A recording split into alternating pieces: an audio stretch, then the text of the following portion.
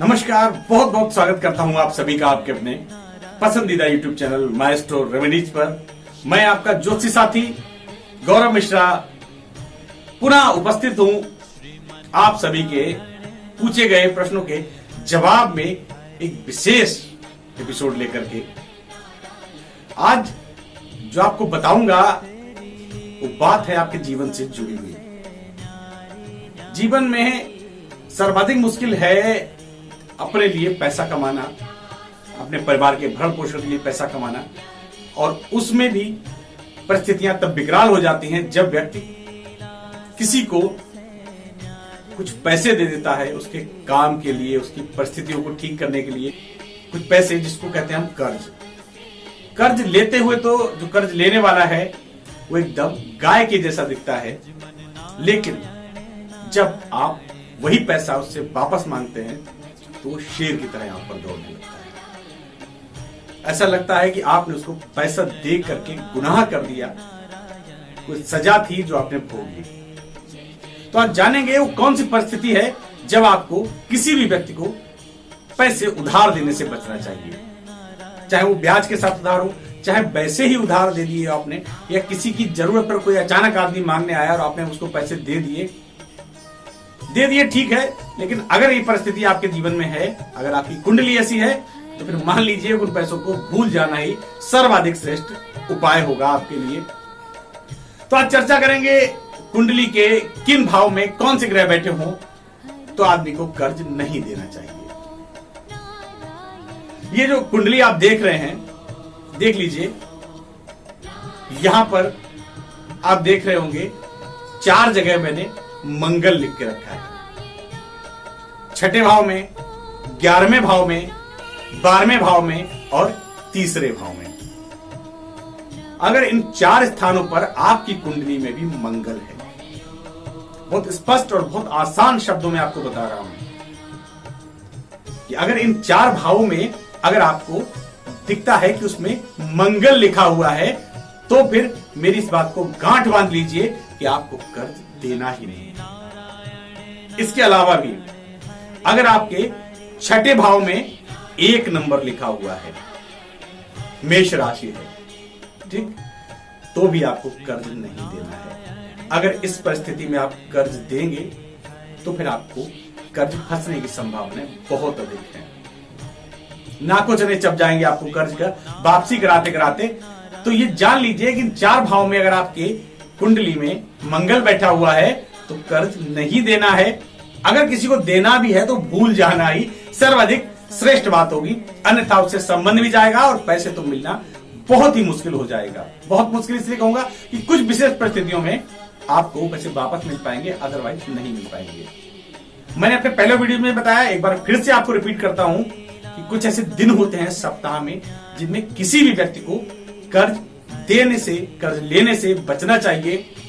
तो वो दिन कौन से हैं ये फिर समझ लीजिए कि अगर आपको कोई कर्ज चुक नहीं रहा, अगर आपको लगता है कर्ज की दुनिया है उसको चुकाना बहुत मुश्किल होते जा रहा है आपके लिए, तो फिर मंगलवार के दिन से उस कर्ज को चुकाना प्रारंभ करें। लेकिन मंगलवार और बुधवार, इन 2 दिनों में नए कर्जे बिल्कुल भी ना लें। बुधवार को अगर आपने कर्ज लिया तो फिर यह तय है कि आपकी पुश्तें भी उस कर्ज को चुकाने के लिए परेशानी बनी रहने वाली हैं। वो चुकाना इतना आसान नहीं होगा। कर्ज लेते ही आपकी परिस्थिति और खराब हो सकती है, आप ज्यादा परेशान हो सकते हैं। तो अच्छी बात यह है कि आप कर्ज ना लें। अब ये तो आपने जान लिया भाई कि कर्ज अगर मंगल यहां बैठा है तो नहीं देना है। लेकिन अगर मेरे वीडियो देखने से पहले ही आपने किसी को कर्ज दे दिया है, आप नहीं जानते थे, आपने कर्ज दे दिया, तो मैं कुछ और परिस्थिति भी बताता हूं। अगर आपकी कुंडली में ये परिस्थितियां देखने को मिले तो फिर आपके पैसे किसी तरह से मिलने की संभावनाएं बनती हैं। ये जो कुंडली आप देख रहे हैं, इसमें मैंने 6 हाउस में 3 ग्रह लिखे हुए हैं। पहला है सूर्य, दूसरा है शनि, तीसरा है राहु। या फिर इन तीनों में से कोई ग्रह आपके 12वें भाव में विराजमान है। जहां पर मैंने देखिए 7 नंबर लिखा हुआ है, अगर यहां पर भी शनि, सूर्य या राहु विराजमान है तो फिर आपके कर्ज को मिलने की संभावनाएं बनती है। वो संभावनाएं कैसे बनेगी, अब इस बारे में आपसे चर्चा। अगर आपको दिखता है कि आपकी कुंडली में सिर्फ साउथ में मंगल बैठा है, राहु बैठा है, शनिदेव जी विराजमान है, या फिर ग्रहों के राजा सूर्यदेव स्वयं विराजमान है, जो छठा भाव है ऋण रोग शत्रु का होता है, तो यहां पर अगर ये विराजमान है तो फिर आप मान लीजिए कि आपके पैसे मिलेंगे तो, लेकिन आपको बहुत प्रयत्न करना पड़ेगा। प्रयत्न ऐसा करना पड़ेगा कि आपको उस व्यक्ति को धमकाना पड़ेगा।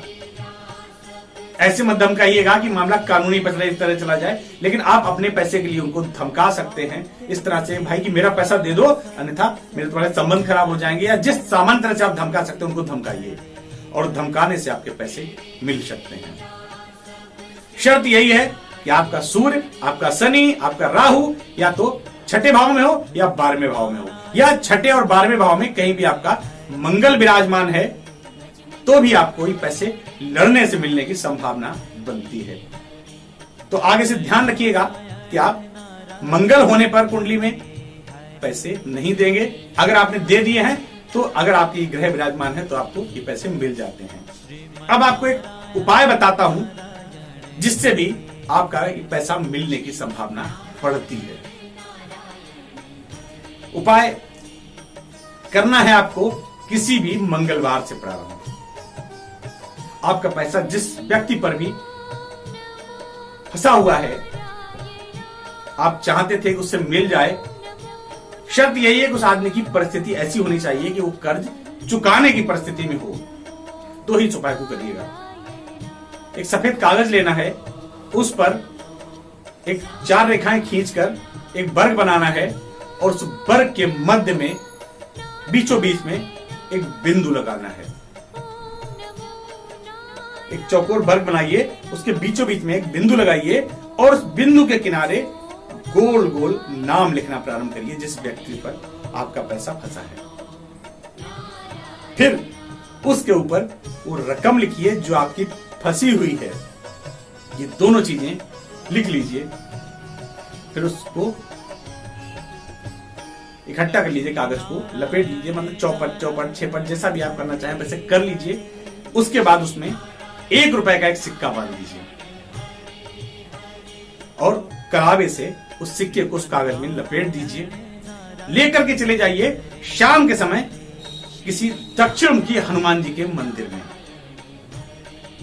वहां पर हनुमान जी के चरणों में उस कागज को सिक्के के साथ समर्पित कर दें। 5 छुआरे वहीं चढ़ाइए और हनुमान जी से प्रार्थना करिए कि हे हनुमत महाराज, मेरा कर्जा इस अमोघ व्यक्ति पर फंसा हुआ है, मैं अपनी प्रार्थना लेकर आपकी शरण में आया हूं, मेरी प्रार्थना स्वीकार करें और मेरा एक कर्ज मुझे वापस करा दें, मुझे पैसे मेरे वापस मिल जाएं ताकि मेरी जिंदगी ठीक से चलने लग जाए। ऐसा कहते हुए प्रार्थना करनी है। अगर आपका मन है वहां दीपक जलाने का, आरती करने का, तो जो भी करना चाहिए आप करिए। प्रसाद चढ़ाइए उनको, वापस घर आइए, और इस प्रक्रिया को करना है 11 मंगलवार। 11 मंगलवार इस प्रक्रिया को करिए। आप देखिए आपके जो कर्ज है उसकी वापसी के रास्ते खुलने लग जाएंगे। बस श्रद्धा के साथ इस उपाय को करिए और देख लीजिए कि आगे से आपको कर्जा नहीं देना है। हमारे साथ ऐसे ही बने रहिए, कुछ और वीडियो भी लाऊंगा इसी मुद्दे के ऊपर।